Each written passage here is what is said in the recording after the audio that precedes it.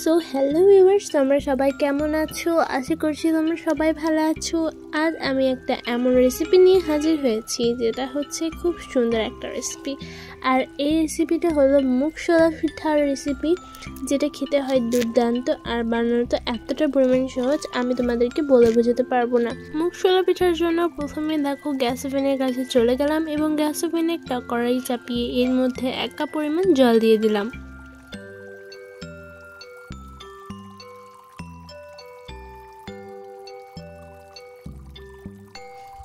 And R 1 cup দিয়ে দিলাম। Total আমি হচ্ছে এখানে 2 কাপ পরিমাণ ইউজ করেছি জল। এরপর আমি এর মধ্যে দিয়ে দিলাম প্রায় 1 কাপ পরিমাণ সুজি। তো 1 কাপ পরিমাণ সুজিটাকে পুরোপুরি দিয়ে এটাকে কিন্তু ভালোভাবে এটার সঙ্গে মিক্স করে নিচ্ছি। কিছুক্ষণ এটা দেখো আমি মিক্স করতে করতে এটা কিন্তু আমার রেডি হয়ে যাবে। আর দেখতে পাচ্ছো যে এই জলের সঙ্গে কিন্তু এই যে সুজিটা সেটা খুব সুন্দরভাবে মিক্স হয়ে গেছে। একেবারে দেখবে মিক্স করতে করতে ডোয়ের আকারে হয়ে যাবে। তো আমি এটা মিক্স করছি। তো এখন দেখে নিশ্চয়ই বুঝতে পারছো যে এটা টাইট লাগছে। হ্যাঁ বন্ধুরা, এখন কিন্তু আমার এটা রেডি হয়ে গেছে। এরপর আমি এটাকে নামিয়ে নেব। তো আমি এটাকে নামিয়ে নিয়েছি এবং হাতে করে কিন্তু ভালোভাবে মুথে নিচ্ছি। তো হাতে কিন্তু অয়েল ব্রাশ করে নিয়েছিলাম। তো এটা দেখতে পারছো যে আমি একেবারে কত সুন্দরভাবে মিক্স করে নিয়েছি। এরপরে গ্যাস ওভেনে আরেকটা কড়াই চাপিয়ে এর মধ্যে দিয়ে দেবো 1/2 কাপ পরিমাণ চিনি অ্যান্ড এর মধ্যে একটা এলাচ ফাটিয়ে দিয়ে দিয়েছি। এরপর আমি এর মধ্যে জল অ্যাড করে দিলাম। তো জলটাকে আমি 1/2 কাপ পরিমাণ ইউজ করেছি। এরপর এটাকে ভালোভাবে মেল্ট করে নিচ্ছি। তো প্রথমে আমি একটা বোল নিয়ে নিয়েছি। এরপর আমি এর মধ্যে দিয়ে দেবো 1/2 মালা নারকেলের। তো এরপরে এটা কিন্তু আমি গ্রাইন্ড করে নিয়েছিলাম অ্যান্ড আমি এর মধ্যে মিষ্টি অনুযায়ী চিনি অ্যাড করে দিলাম। এর স্বাদটাকে দ্বিগুণ করার জন্য আমি 1 প্যাকেট পরিমাণ নিয়ে নিয়েছি পাউডার মিল্ক। এরপরে এই সব উপকরণই কিন্তু ভালোভাবে মিক্স করে নিচ্ছি।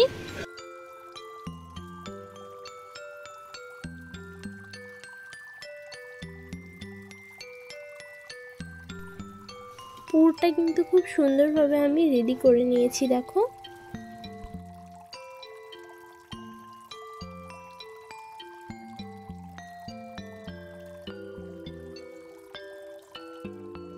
এটা একেবারে রেডি হয়ে গেছে। এরপর আমি এটাকে সাইড করে রেখে দেবো। পুনরায় কিন্তু ডোটাকে আমি হালকা করে মুথে নিচ্ছি।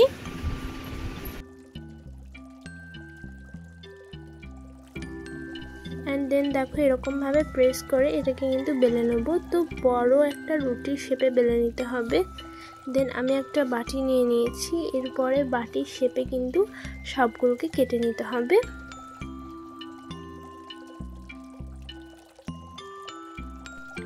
এরপরে বাকি যেটা ছিল সেটাকে পুনরায় বেলে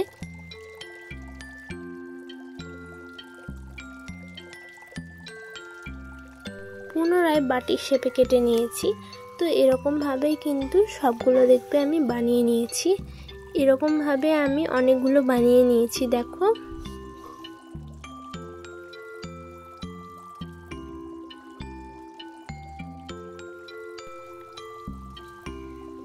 তো এটা তো আমার রেডি। এরপরে প্রথমে আমি একটা নিয়ে নিয়েছি।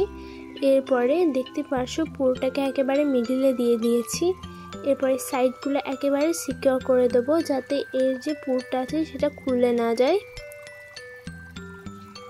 দেখে নিশ্চয়ই বুঝতে পারছো যে আমি এটাকে মুড়ে দিচ্ছি। তো তোমরা হালকা করে কিন্তু প্রেস করে করে মুড়ে দেবে।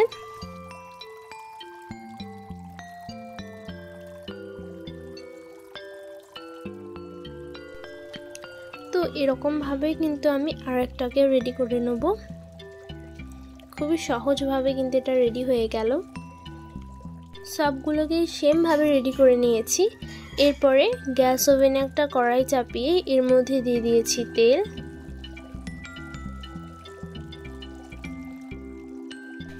তেল যখন গরম হয়ে যাবে তখন আমি এক এক করে এই যে পিঠাটাকে আছে সেটাকে ছেড়ে দেবো। কিছুক্ষণ ওয়েট করব।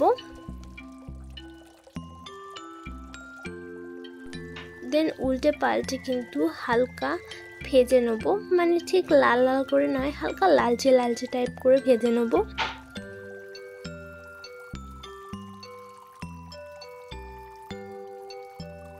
ঠিক যেরকম আমরা লুচি ভাজি ঠিক সেরকম ভাবে কিন্তু ভেজে নিতে হবে, উল্টে পাল্টে খুব সুন্দরভাবে।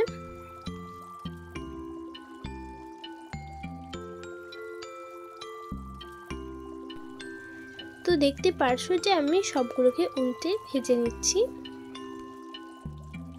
কিছুক্ষণ পর এটাকেও কিন্তু আমি উল্টে দেবো। দেন আমি কিন্তু এটাকে তুলে নেব। দেখো আমি সবগুলোকে একইভাবে কিন্তু রেডি করে নিয়েছি, একেবারে তেল ঝরিয়ে। এরপরে কিন্তু যেগুলো বাকি ছিল সেগুলোকেও কিন্তু ভেজে নেব ঠিক সেম প্রসেসে। কোনো কঠিন ব্যাপার নেই, কত সহজ বলো তো এই রেসিপিটা। তাই তোমরা একবার হলেও কিন্তু এই মুখশুদি পিঠাটাকে ট্রাই করে দেখবে। অতি সহজ এবং লোভনীয় যদি কোনো খাবার হয় তাহলে এর চেয়ে ভালো আর খাবার কোনো কিছুই নয়।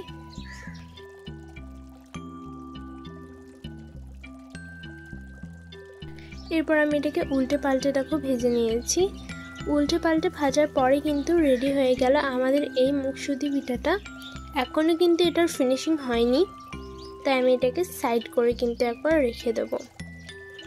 এরপরে দেখো আমি একটা পাত্রে এই যে শিরাটা রয়েছে সেটাকে কিন্তু ঢেলে নিয়েছি। এরপর আমি পিঠাগুলো কিন্তু এর মধ্যে ডুবিয়ে দিচ্ছি। শিরাটা কিন্তু হালকা উষ্ণ আছে, তো এটাকে ভালোভাবে কিন্তু ডুবিয়ে দিয়েছি। মকসুলা পিঠাটাকে কিন্তু আমি এই যে শিরার মধ্যে কোট করে নিয়েছি কিছুক্ষণ,